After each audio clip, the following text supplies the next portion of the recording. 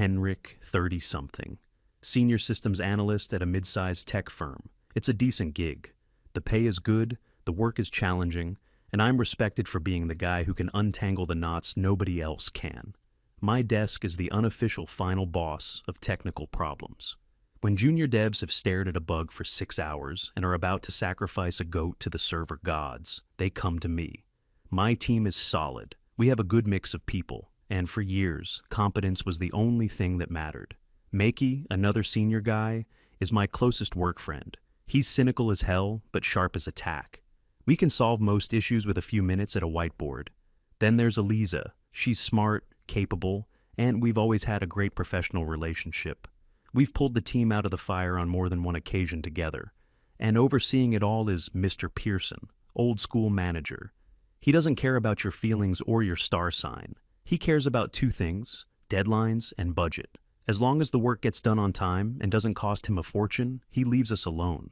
It's a system that just works. I remember this one time, maybe a few months before everything changed. We had a massive database desynchronization issue. Data was getting corrupted across 3 different servers. It was a complete nightmare. Mr. Pearson calls an emergency meeting. The room is thick with panic. He just stands there, arms crossed, with that look on his face that says, "I am deeply unimpressed with this failure." He lays out the problem and ends with, "I don't care how you do it, just fix it. Now." Silence. You could hear a pin drop. The junior guys look like they're about to cry. I take a breath, walk up to the whiteboard. I ask a couple of targeted questions, trying to isolate the initial point of failure. I turn to Makey. Makey, can you pull the server logs from around 300? Check for any anomalous write permissions. He nods, already typing on his laptop. Then I look at Eliza. Eliza, can you map out which client modules are accessing the corrupted tables? We need to know the blast radius. She's on it immediately, no questions asked. In about 5 minutes of rapid-fire questions and answers, we have a theory. I sketch out a rollback sequence and a patch on the whiteboard. It's not pretty, but it'll work. The tension in the room just evaporates. Mr. Pearson looks at the board, looks at me, and gives a single, sharp nod. Make it happen. That was our normal, a well-oiled machine built on mutual respect and skill. We didn't do team-building exercises. We built teams by solving problems together. Then came the email. A company-wide announcement introducing our new Chief People and Culture Officer. Her name was Emmy. The email was a masterpiece of corporate nonsense, full of phrases like paradigm shift, holistic empowerment, and cultivating brave spaces. Makey forwarded it to me with the subject line, "Brace for impact." He wasn't wrong. A week later, Emmy calls her first all-hands meeting for our department. She walks in with a smile that's just a little too wide, holding a tablet like a sacred text. She gives this big speech about her vision for the company's culture. It's all about how traditional workplaces have been inherently biased, and how her job is to deconstruct those ingrained power structures. I'm just sitting there, trying to translate this into plain English. It sounds like she thinks our office is some kind of post-apocalyptic fiefdom. Makey is next to me, meticulously drawing a flowchart on his notepad that seems to lead from HR speech to total company collapse. I glance over at Eliza. She seems genuinely interested, nodding along at certain points.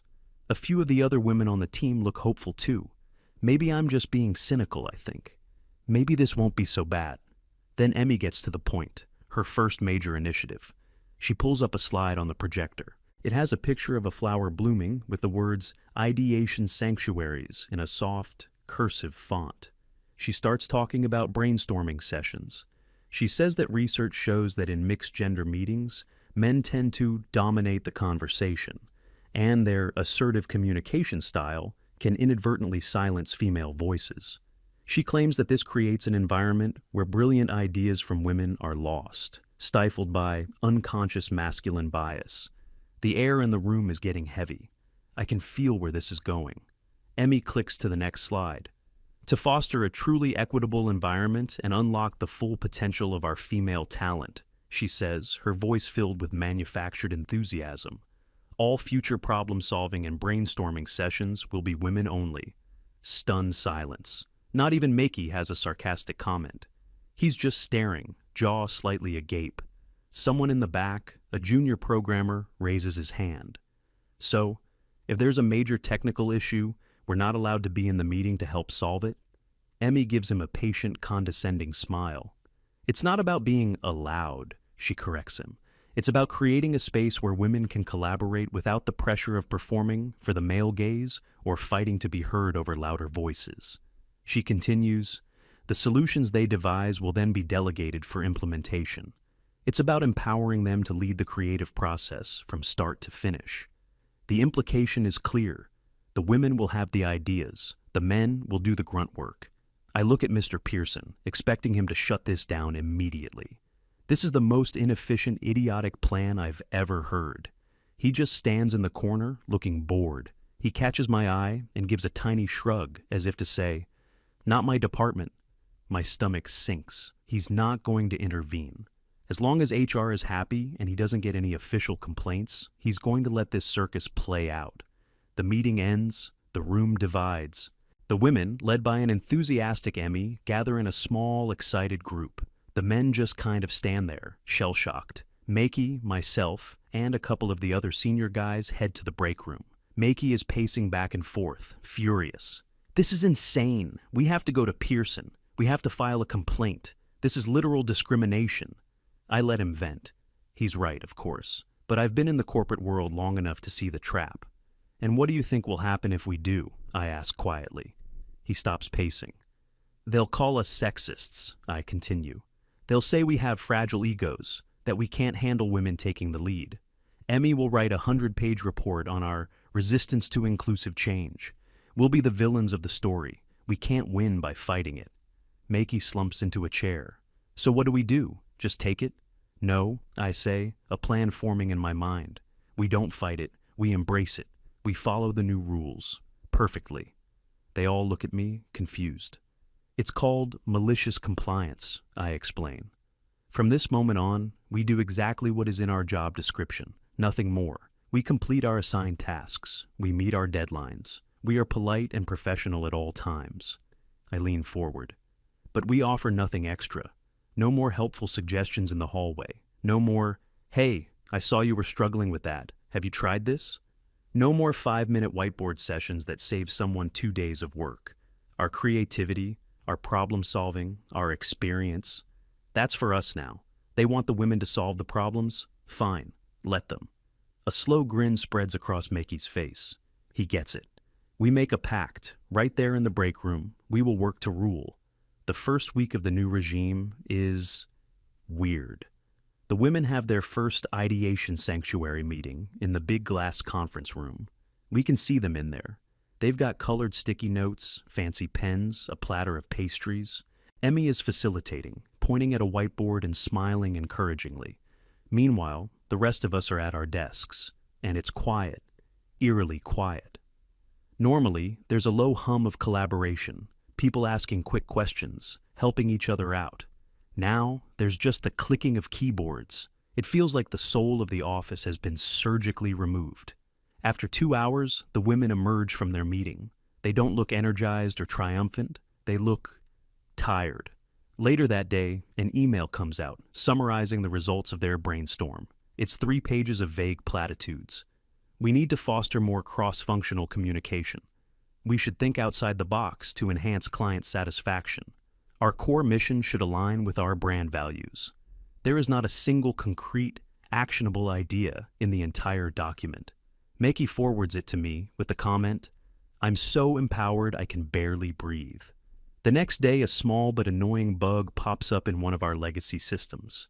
It's the kind of thing that would normally take me or Makey about 10 minutes to diagnose and fix.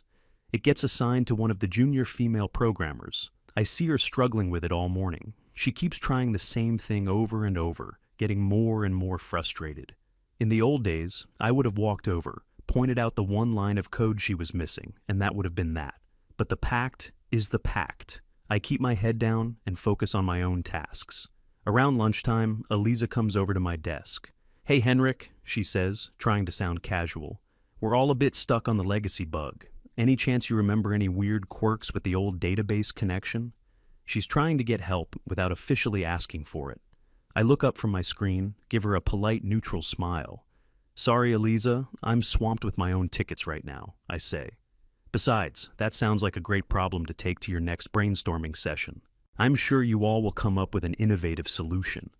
The friendly light in her eyes flickers and dies. She sees what I'm doing. She just says, "Right," and walks away. I feel a small pang of guilt. I like Eliza, but this was their choice, their system. The bug that would have taken 10 minutes ends up taking a day and a half to fix. Productivity is already starting to dip. This pattern repeats itself over the next few weeks. Small problems become big problems. Simple tasks become complicated ordeals. The women's brainstorming sessions become more frequent and more frantic. They spend hours in the conference room, but the results are always the same: vague, corporate-speak nonsense. The men, meanwhile, are models of efficiency. We clear our assigned tasks with surgical precision. Our individual productivity metrics have never been higher. The atmosphere in the office turns toxic, but not in the way Emmy imagined. It's not aggressive, it's cold. A quiet, chilly war is being fought with politeness and procedure. The easy camaraderie we once had is completely gone. Lunches are segregated, the casual chatter by the coffee machine has died. The women start to look stressed. They're working longer hours, trying to keep up, but they're falling behind.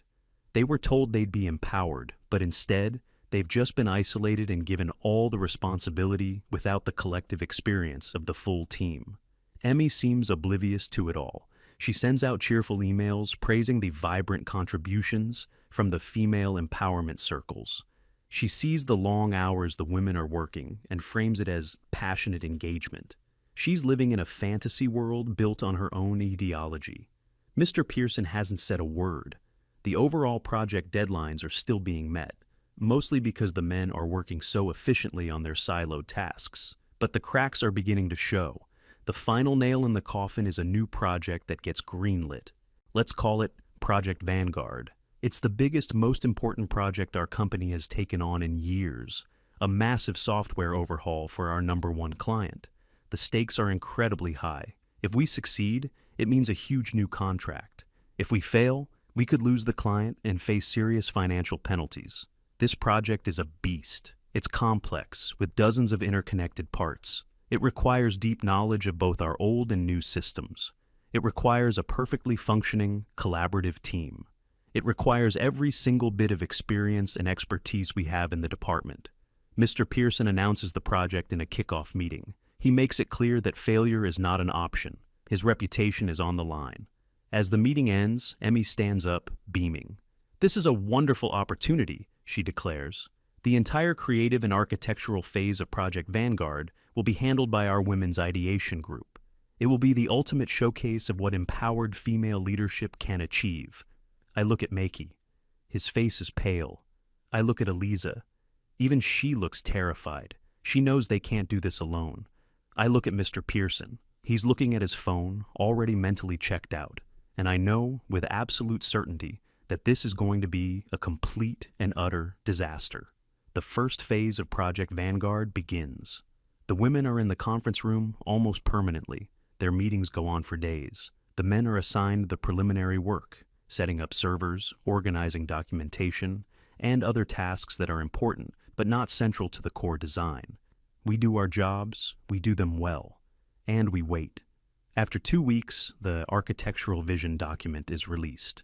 It's 100 pages of buzzwords, abstract diagrams that mean nothing, and goals that are technologically impossible. It reads like a marketing brochure, not a technical blueprint. It's full of aspirations but contains zero actual engineering solutions. Makey and I read it in my office. We don't even have the energy to laugh. It's worse than we imagined.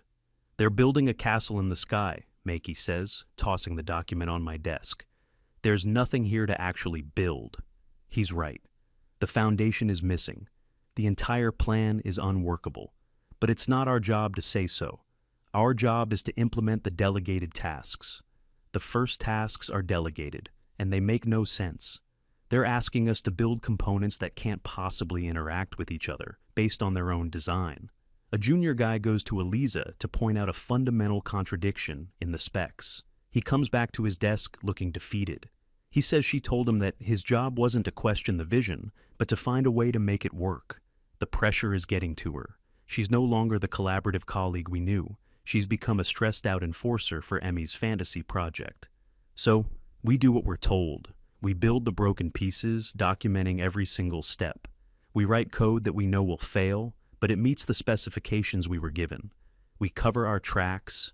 Every email, every ticket, every report is meticulously filed. We are building a fortress of evidence for the inevitable post-mortem. A month into the project, the first major integration test is scheduled. This is the moment where all the separate components are supposed to come together for the first time. Everyone knows it's going to fail. The men know it because we built the faulty parts. The women know it because, deep down, they must realize their plan was based on hope, not reality. The test begins. And it's not just a failure. It's a spectacular 5-alarm fire. Nothing works. Systems crash. Databases refuse to connect. The entire thing collapses into a heap of error messages. Mr. Pearson is in the room to observe. His face goes from its usual neutral expression to a deep, dangerous red. He doesn't yell. He gets very, very quiet, which is much worse. He turns to Emmy, who has been watching with a look of growing horror. "Emmy," he says, his voice dangerously calm, "I was told your new system would unlock potential. All I see is a multi-million-dollar project that is currently on fire." Emmy starts to stammer. "This is just a temporary setback. It's part of the iterative process. The women just need more support and—" Mr. Pearson cuts her off. "No." He turns to the room. "Forget the new rules. Everyone, conference room, now. We are going to fix this." But before anyone can move, I raise my hand slightly. "Mr. Pearson," I say, my voice calm and steady. "With all due respect, my male colleagues and I have not been involved in the architectural phase of this project. We have no knowledge of the core design principles." Makey chimes in. "That's correct. We were only tasked with implementation of pre-approved specifications. It's a checkmate. We are politely stating that we can't fix a machine we didn't design, and we're explicitly forbidden from understanding. To even try would be irresponsible." Mr. Pearson stares at us. He understands exactly what's happening. He let this fire start, and now he can't order us to run into the burning building. The standoff hangs in the air. The project is dead in the water. The women who were supposed to be empowered look utterly defeated. Emmy looks like she's about to be sick, and we, the men, just sit there, silent, professional, waiting. The silence in that room was an actual physical thing. It felt heavy, like the air had been replaced with water. You could see the gears turning in Mr. Pearson's head. He was trapped. His project was a smoking crater. The client was probably already drafting a breach of contract notice, and the people he needed to fix it had just politely told him to get lost. He was the manager. He had allowed this to happen under his watch. His neck was on the line, and he knew it.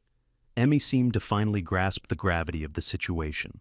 Her corporate cheerleader facade crumbled, replaced by raw panic. She looked at me, then at Makey, with pleading eyes. Her expression screamed, "Why are you doing this? Just fix it." She didn't get it. She still thought this was about egos, not about the catastrophic failure of her entire philosophy. She started to speak, probably to accuse us of insubordination or something equally stupid. Mr. Pearson shot her a look so venomous it could have curdled milk. She snapped her mouth shut. He took a deep breath, his face still flushed. "Okay," he said, forcing the word out. "New plan. The women's ideation group is officially dissolved. Project Vanguard is now under the direct authority of the entire senior development team. Everyone is expected to contribute. It was a full retreat, a complete reversal of policy. But it wasn't enough. I didn't move. Makey didn't move. None of the other men moved. The damage was done. The project wasn't just off track. It was a train wreck. The architectural vision was so fundamentally flawed that you couldn't just patch it. You'd have to tear it down to the foundations and start over. And we weren't going to be the cleanup crew for their mess, only to be blamed when it still couldn't be delivered on time. Mr. Pearson's eyes started to twitch. "Did you hear me? I said everyone. That's an order." "We heard you, Mr. Pearson," I said calmly. "But the situation is more complex than that. The project is weeks behind schedule, and the current design is non-viable. A simple all-hands-on-deck approach won't fix the core problem." He was losing his patience. "Then what will?" A complete and total restructuring of the project leadership, I replied, choosing my words carefully, and a realistic timeline adjustment, which will require you to manage the client's expectations. This was it, the moment of truth. Emmy gasped, realizing I was coming for her job. This is blackmail. He's holding the project hostage to push his own agenda. I didn't even look at her. I kept my eyes on Mr. Pearson. He knew I was right. He was a results man, and the results of Emmy's experiment were an undeniable disaster. He stared at me for a long, hard 10 seconds. I met his gaze without flinching. My office, he finally grunted. Henrik, Makey, 5 minutes. He turned and stormed out of the room. The meeting disintegrated. Emmy stood frozen, looking utterly betrayed. Eliza wouldn't look at anyone, just staring at the floor, as if hoping it would swallow her whole. Makey and I walked back to our desks. Restructuring of the project leadership, he muttered, a hint of admiration in his voice. You've got balls of steel, my friend. It's not about that, I said. It's about making sure this never happens again. We either fix the system or we're doomed to repeat this. A little while later, Eliza appeared at my cubicle. She looked awful. Her eyes were red-rimmed, and she seemed to have aged 5 years in the past month. Henrik, she started, her voice barely a whisper. I need to say, I'm sorry. I leaned back in my chair. For what, specifically? For all of it, she said, looking down. I thought Emmy knew what she was doing. I thought maybe this would be a good thing, a chance for us to prove ourselves. I never thought it would turn into this.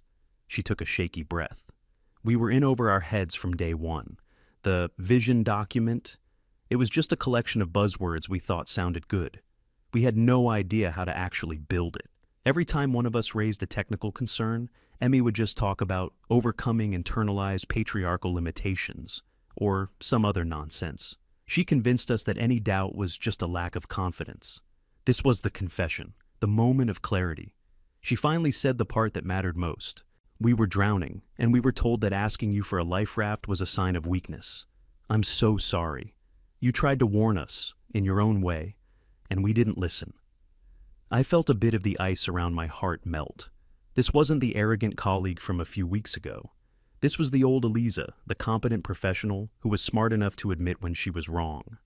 I appreciate you saying that, Eliza, I said, my tone softening. It took guts to come over here and admit that. So what happens now? She asked. Can this project even be saved?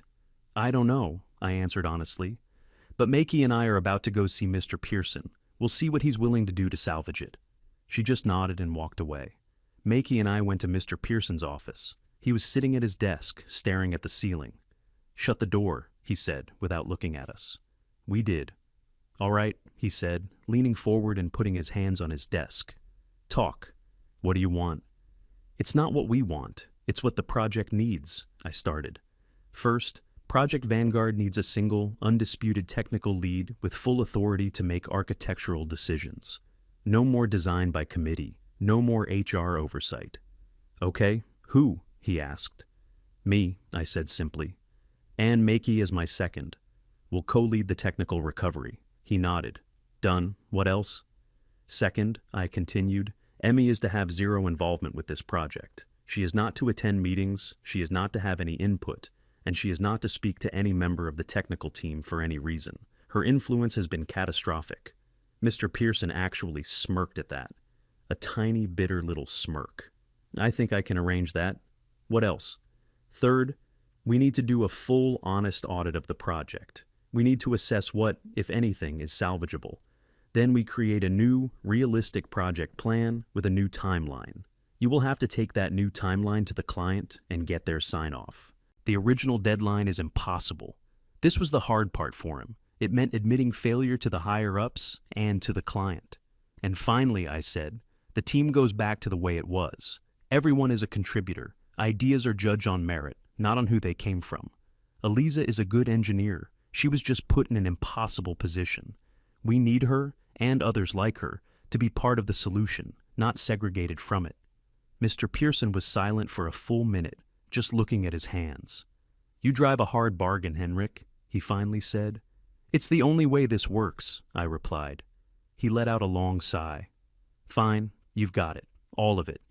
Now get out of my office and for the love of God, go fix my project. We walked out of his office with the keys to the kingdom. The first thing we did was call a meeting, the entire technical team. The atmosphere was tense. The women looked ashamed. The men looked vindicated. I stood up at the front of the room. All right, everyone, let's get a few things straight, I began. As of right now, the old way of doing things is back. There are no special groups. There are no ideation sanctuaries.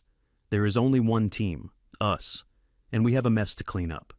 I made it clear. This isn't about blame. What happened, happened. We're not going to waste time on it. Our only focus is on salvaging Project Vanguard. Everyone in this room has a role to play. Your voice will be heard, and your ideas will be judged on one thing and one thing only, whether or not they work. I looked directly at Eliza. Eliza, you probably have the best understanding of the client's functional requirements. I need you to work with me and Meki to draft a list of absolute must-have features for a minimum viable product. The look of relief on her face was immense. She wasn't being punished. She was being utilized for her skills. She just nodded, already looking more like her old self. And so began the great triage. For the next 2 days, we lived in that conference room. We put their vision document up on the projector, and line by line, we dissected it. But we didn't do it to mock them. We did it as a technical exercise. Okay, this requirement here, I'd say, pointing to a section. The document says it wants a real-time analytics engine powered by AI. What's the actual business need behind that buzzword? Eliza would chime in. The client just wants a dashboard that shows user engagement, updated daily. Someone in marketing just thought AI sounded cool. And so it went. We translated the corporate jargon into actual achievable engineering tasks. We scrapped about 80% of the original design. It was intense. It was stressful. But it was also amazing. The energy was back. That collaborative hum, the spark of people solving problems together, it had returned. Meki was a machine at the whiteboard, sketching out new database schemas. Eliza was a force of nature, clarifying client needs. Even the junior guys, who had been silenced for weeks, were eagerly contributing ideas again. We were a team again. After 3 days of nonstop work, we had a new plan, a real one. It was ambitious, but it was possible. It would require a lot of overtime, but it was grounded in reality. The new timeline showed we were a full 3 months behind the original schedule. I took the plan to Mr. Pearson. He reviewed it, page by page. 3 months, he said grimly. It's the best we can do, I replied. The first month was completely wasted. I know, he sighed.